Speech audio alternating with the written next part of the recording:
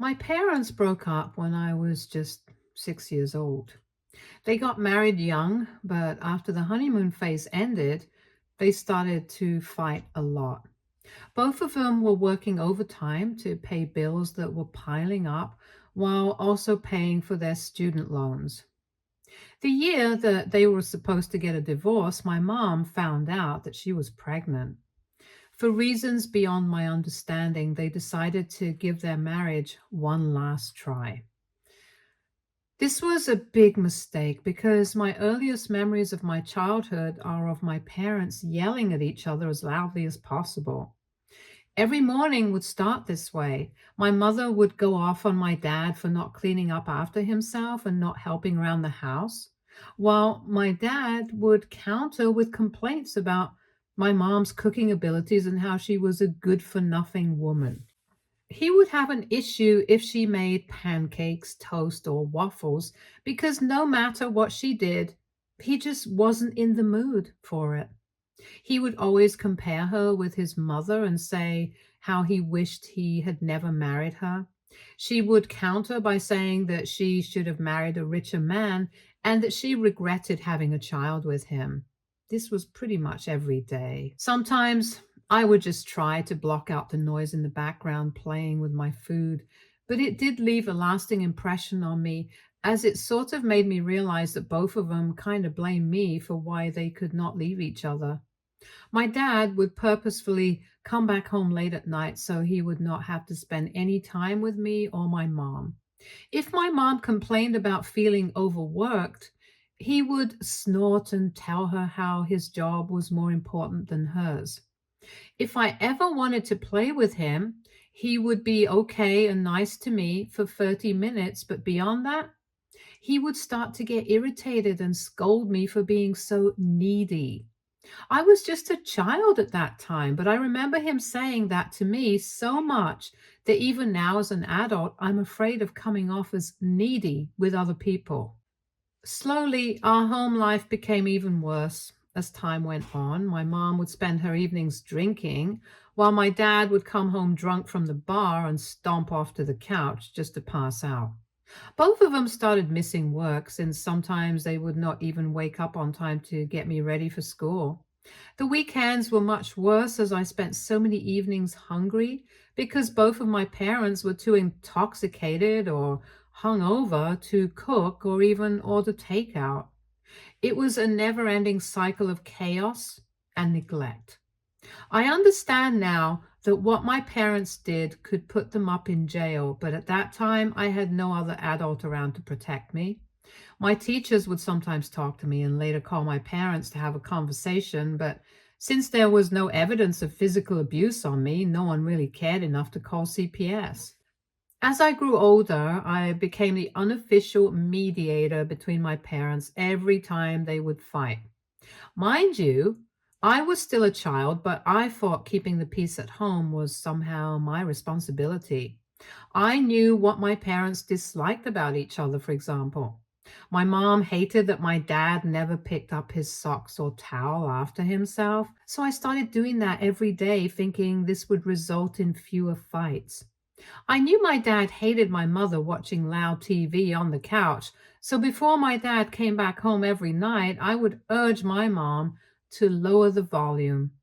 It was difficult for me as a child to try to calm my parents' temper or distract them from their conflicts, but regardless of what I did, they would end up having an argument one way or the other. It was a heavy burden for me to carry as a child, and I often found myself feeling overwhelmed and helpless. I wished for a peaceful home where I could feel safe and loved, but instead I lived in a constant state of tension and anxiety.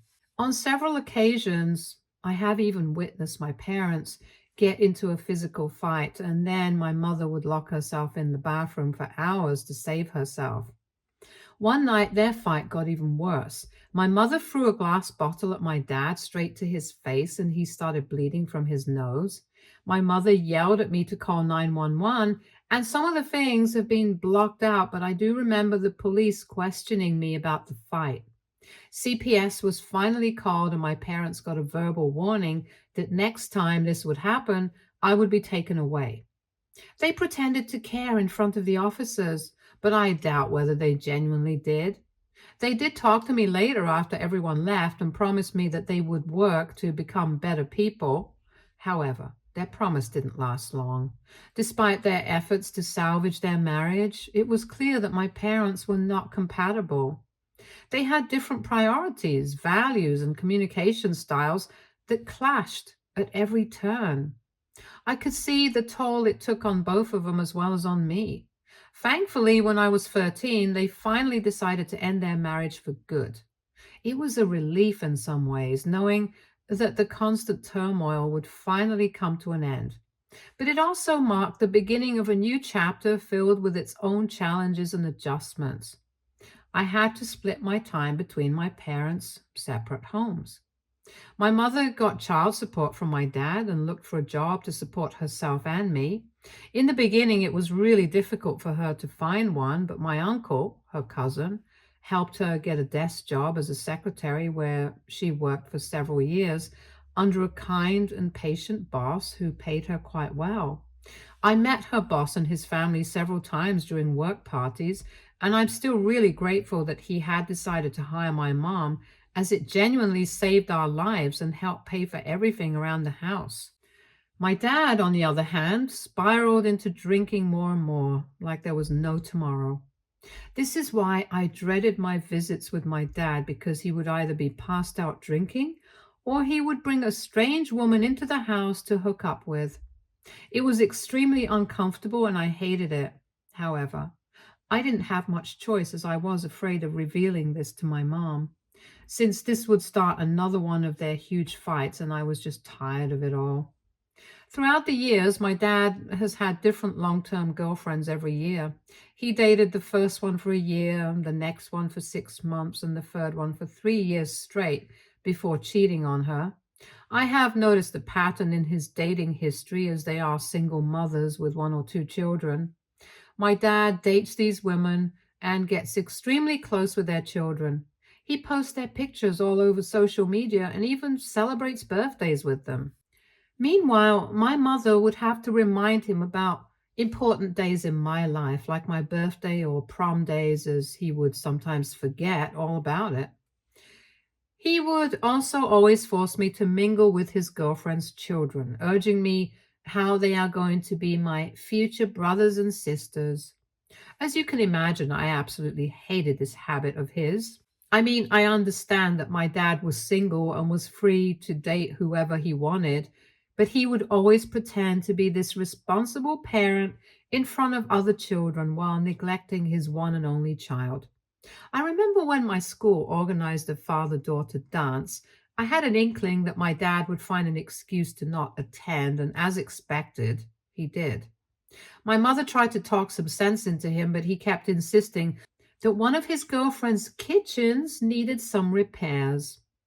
I was a bit heartbroken, but everything worked out because one of my uncles, mom's cousin, took me to the dance and I had a wonderful time.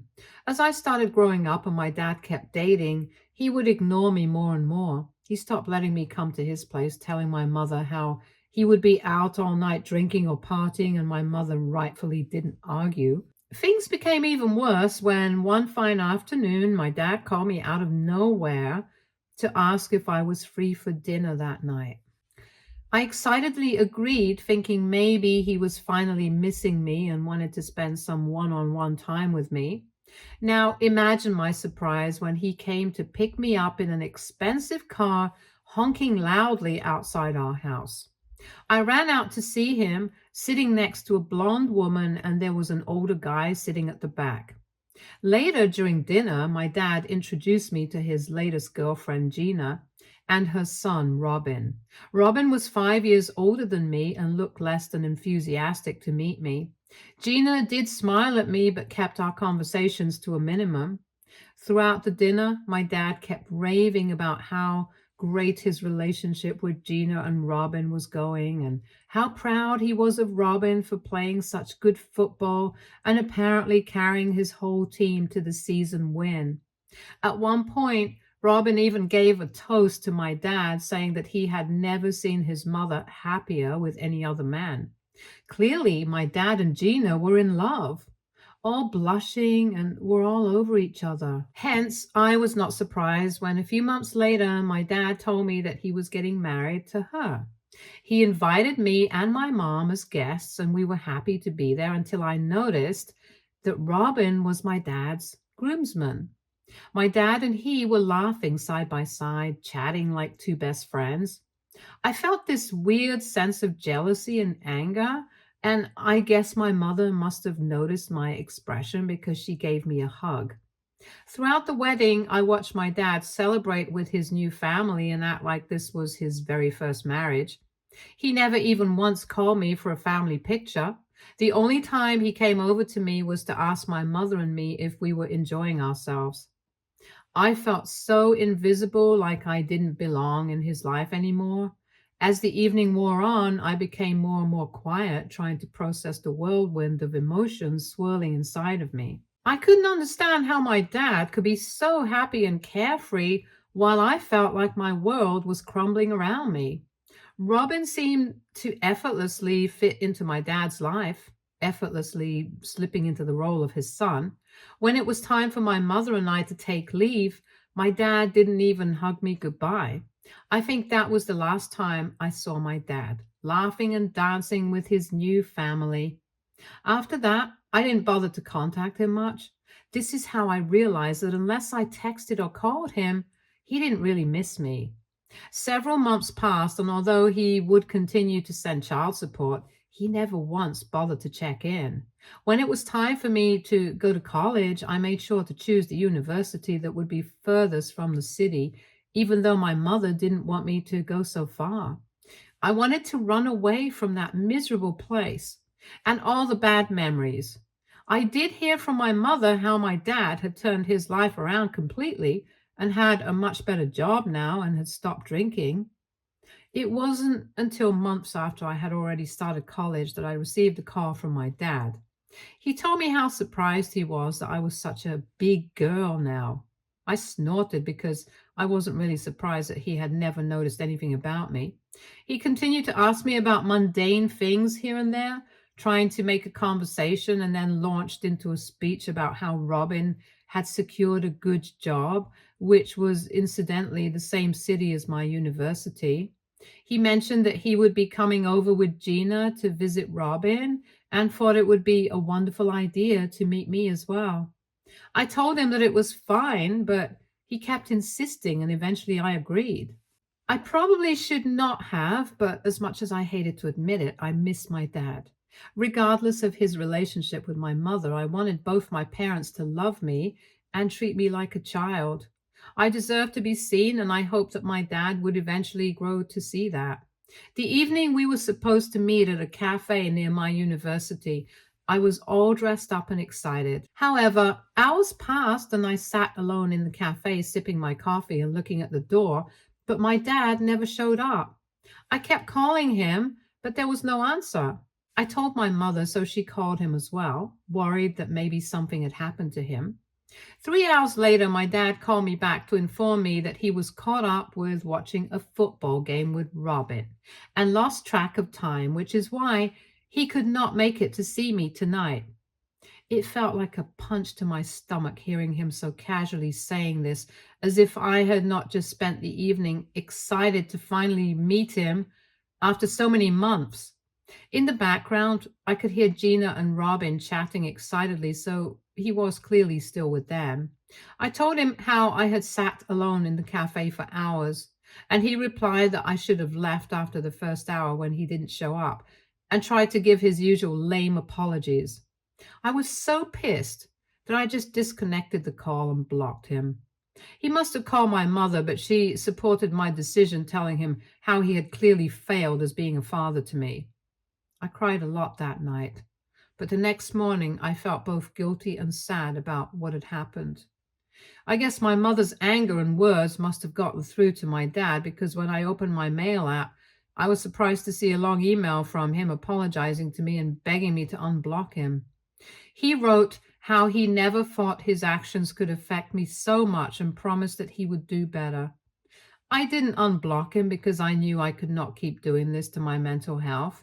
For months after that, my dad would continue to send me emails where he would sometimes wish me on my birthday or an important festival. However, I would never reply back. Meanwhile, my mother would regularly come up to my university and meet me whenever we both had a break, and I learned to be satisfied with spending time with the only parent who genuinely loved me. During my third year of college, I woke up to several missed calls from a hospital and my mom's side of the family. When I called my relatives back, I learned that my mother had met with an accident and was in critical condition. My heart just dropped, and I packed my bags to leave for my hometown overnight. Thankfully, my roommate agreed to drive me there, so we reached much faster than I had anticipated. I remember collapsing and seeing my mother in the hospital bed with tubes attached to her everywhere. I remember the doctors trying to talk to me, but I could not process anything. My mother had apparently slipped into a coma and there wasn't much that could be done. 3 days later, she passed away, and the doctors told me that she didn't suffer much. I don't remember much about those days because they are all so blurry. I do remember seeing my dad and just collapsing into his arms while crying.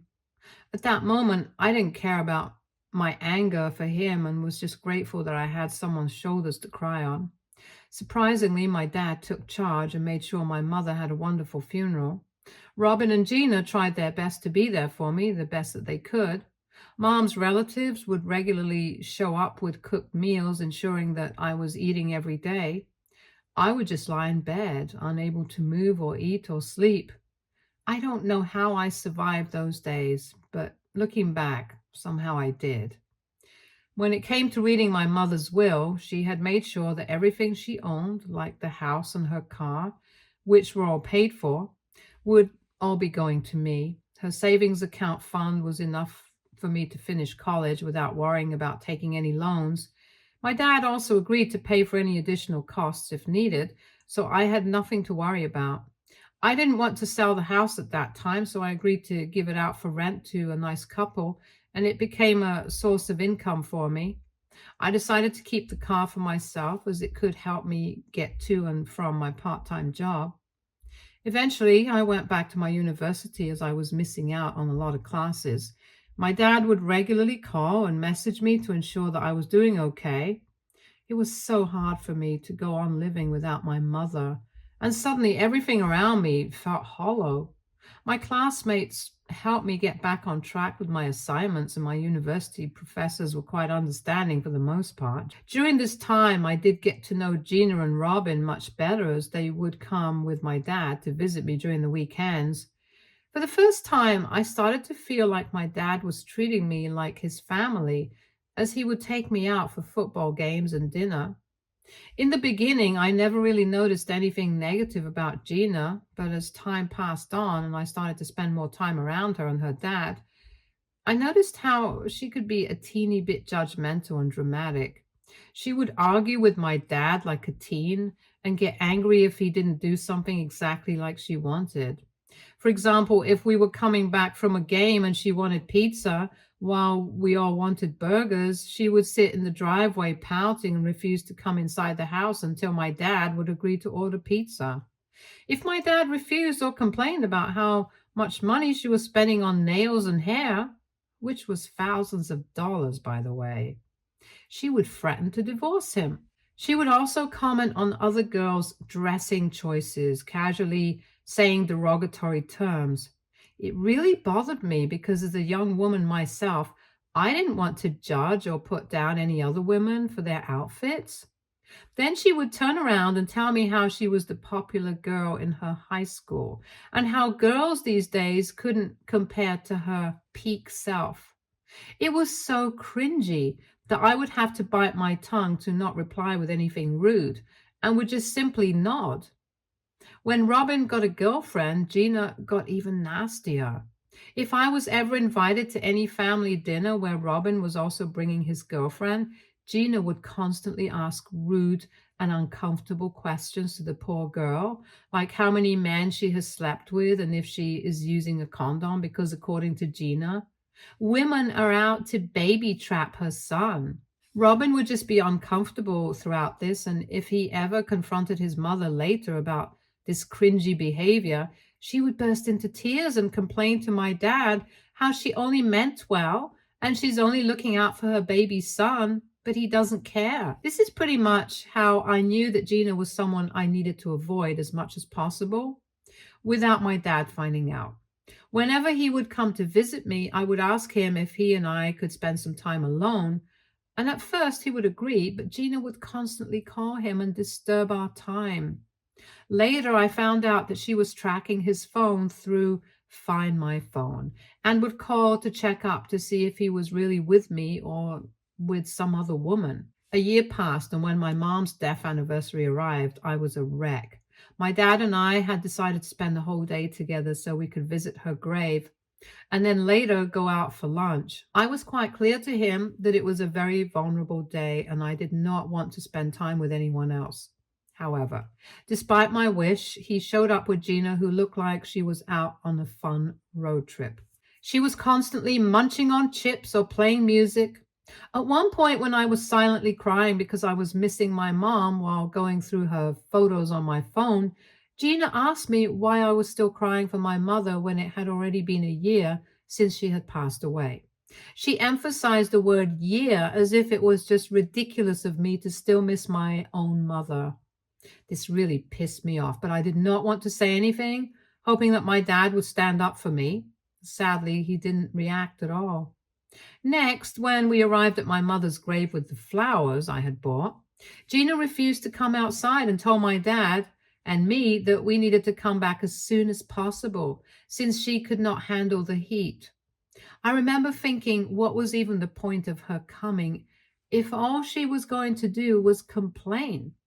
She wasn't even going to pay any respects to my mom and then not even allow us to peacefully pay our respects.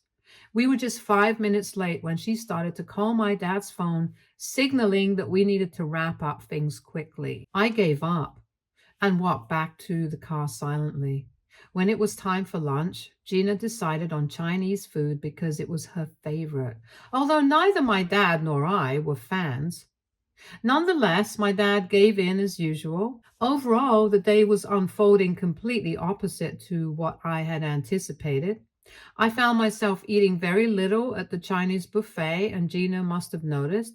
She asked if something was wrong, but I shook my head, preferring to be left alone with my thoughts. However, Gina then began to criticize me, saying how I was bringing down the vibe of the whole day. She even remarked that if she ever passed away, she would never want her son Robin to be this depressed and gloomy around others. At this moment, I just could not hold back my anger any longer and went off on a rant about how she had no business telling me how I should handle my grief when I was the one who had lost her mother. I didn't stop there. I told her that if she truly believed I was ruining the vibe, then she should have stayed home, as all I wanted was to spend time mourning my mother and talking to my dad. My dad and Gina looked taken aback by my outburst, and I felt embarrassed about everything, so I stormed out of the restaurant to clear my head. Later, my dad emerged with a solemn expression and told me that while he understood my perspective, I should be more considerate of his wife, who had sacrificed her whole day to be there with me. I questioned why he had even brought her along when I had specifically asked to spend the day with just him. My dad replied that Gina thought I was becoming too dependent, and as an adult daughter, I shouldn't spend so much time alone with him. I almost had tears rolling down my cheek hearing those words, as it reminded me of my childhood when my dad would get angry if I needed more of his attention and would scold me for being needy. I don't know if I was actually being needy or clingy that day, but I just knew that I missed my mom even more, as she would have never have made me feel bad for crying. The car ride home was quiet, and Gina refused to talk to me even though I tried to apologize. Dad told me several days after that incident about how Gina was still pissed at me for my behavior. He asked me if I could come over to his place and apologize to her properly over dinner, since this was all basically my fault. He said him and Gina had been fighting continuously as I embarrassed her publicly. Anger surged within me at this suggestion, and I firmly refused. I insisted that Gina's reactions were immature, maintaining that I had already extended my apologies during the car ride home. I told him that if she persisted in such theatrics, I wanted no part in it anymore. Despite my dad's efforts to sway me, I remained resolute in my decision. Ever since that day, my relationship with Gina never improved. I don't know what she told Robin, but he also refused to talk to me after that. Dad was the only one who would sometimes come over to visit me. On several occasions, like during my college graduation or when I got my first job, he would beseech me again and again to apologize to Gina, saying how we could all go back to a normal family. But I have never listened. Over the years, Gina and I have continued to not meet unless it's absolutely necessary, and we both ignore each other as much as possible if we are in the same room. The pain of losing my mother still hurts, but I am a big girl now, so I know how to handle my emotions better. I did eventually sell my mother's place after I graduated and bought a small condo for myself in the city where I currently work. I have continued to be in touch with my mother's relatives as much as I can. I'm also dating my boyfriend Harry, and we are really happy with each other. My dad has met him on several occasions, and they both bond over golf and football. Everything in my life had been going smoothly until this recent incident.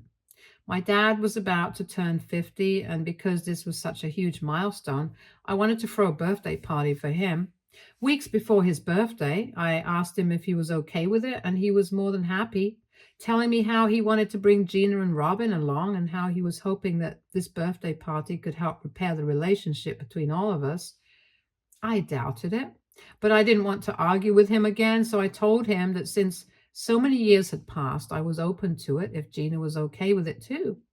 I organized and paid for everything for my dad's party at an expensive restaurant, so all my dad and his family had to do was just show up in their best attire. That evening, me and Harry were the first ones to reach the venue, while my dad, Gina, and Robin reached an hour later. I did call my dad several times, but he did not pick up, so I already knew that something was up. As my dad walked in, I immediately noticed that he had been drinking, as he could not walk straight without Robin's help. My dad gave me a huge smile and hugged me. Gina didn't even acknowledge me and went straight up to hug my boyfriend, who looked at her uncomfortably. Robin gave me a head nod and helped my dad sit down at the table. I questioned them as to what had happened, and Robin told me that my dad had decided to pre-booze before coming, as he wanted to start his birthday pretty early. I shook my head because I had grown up watching my dad get drunk every night and knew how embarrassing he could be. Gina laughed, seeing my expression, and said loudly that I should just learn to chill and that my dad was just having fun. My eyes narrowed upon hearing her words because this was quite an expensive restaurant, and if my dad started to behave embarrassingly, as he usually does when he gets drunk, then we could all be banned from this place for life. When the waiter came over with our main courses, my dad seemed completely out of it and could not even hold his fork straight. Harry and I just tried to focus on our food while Gina and Robin kept laughing and pointing at my dad. When wine was served, my dad kept drinking, which was getting him even more drunk, even though I kept telling him to stop. Suddenly, my dad got up from the chair and loudly told us that he wanted to make a toast. Begrudgingly, I picked up my glass as he started to say how grateful he was to be turning 50 with his wonderful family and how lucky he felt to have Gina and Robin in his life. My heart sank as he continued to say that the best decision in his life was divorcing his previous wife, my mother, as that woman drove him crazy. Gina giggled hearing this while I looked at him furiously. He continued to say that meeting Gina and marrying her saved his life because before them, his life was empty. All this while Gina and Robin kept smiling and cheering him on as if this was something acceptable to even say in front of me. As if this wasn't enough, my dad then turned his attention to me, his words slurring together as he continued to say that his biggest mistake in life was marrying my mother, as he got stuck with her for all those years when she got pregnant with me. He then laughed and joked loudly if I could leave him tonight to celebrate his birthday with his real family, as he wanted his next chapter in life to have no room for past mistakes. Hearing this, Robin and Gina started laughing loudly as if it was the funniest joke. I took a deep breath and knew that I could not handle this any longer. With a heavy heart and trembling hands, I called for the waiter and asked him to call for security guards. The waiter did not even hesitate as my dad's loud words could be heard around the room, and within minutes 2 security guards appeared at our table, their presence causing a stir among the other diners. "Sorry, sir, but we're going to have to ask you to leave," one of the guards said firmly, gesturing towards the exit. My dad's face turned red with embarrassment as he realized what was happening. He sputtered in protest, asking me to stop them, but I stood my ground, my eyes locked with his. Gina started screaming that I was embarrassing my dad in front of everyone and that he was just having some fun on his birthday. I didn't care, and neither did the security guards, so reluctantly my dad was escorted out along with Robin and Gina, who kept screaming at me furiously. Later, I was overcome with emotions and apologized to all the diners as well as the staff. After dinner, I left them with a hefty tip also. Since that dinner, I have been bombarded with text messages from Gina and Robin, calling me every name in the book and saying how I ruined the vibe, and that I should have just left if I didn't want to feel embarrassed by my dad's behavior. My dad has tried to contact me several times, but I have refused to pick up. Hence, I am on Reddit to ask if AITA for kicking my dad out after he said all those hurtful things to my face. Update 1. Wow, how has this post blown up in just a matter of a few hours? Okay, I get it, guys. I was right in kicking my dad out. I did not expect hundreds of commentators to support me. Although I do appreciate that all of you support my decision, I still don't want any of you to write extra mean things about my dad. Regardless of how shitty he is still my dad, and I just came to Reddit to understand if my actions were right or wrong, and I can see that I have got my answer for now. Update 2. It's been several weeks since my last update, and for those wondering, my dad has not contacted me any further. Gina and Robin have also stopped sending me messages. It was only today that I found out that my post had gone viral and Robin might have recognized my story, so he sent my post link to my dad. I guess my dad might have gone through the comments and seen just how many people think he and Gina were a-holes. I don't know how our relationship will evolve in the future, but as for now, I'm not ready to forgive him. Update 3. Hi guys. It's been almost 7 months since my last update. I can't believe that my life has improved so much since then. First of all, I joined therapy where I could unload years and years of my childhood trauma. I understand now why people feel lighter after going to therapy, because I decided to cut off my dad and his family permanently with no explanations. I am doing really well in my life, and I am lucky that I have a wonderful boyfriend like Harry who understands and takes care of me. I hope this can be my last update here, as I have already moved on in my life. Stay tuned for more stories from Argo Relationships.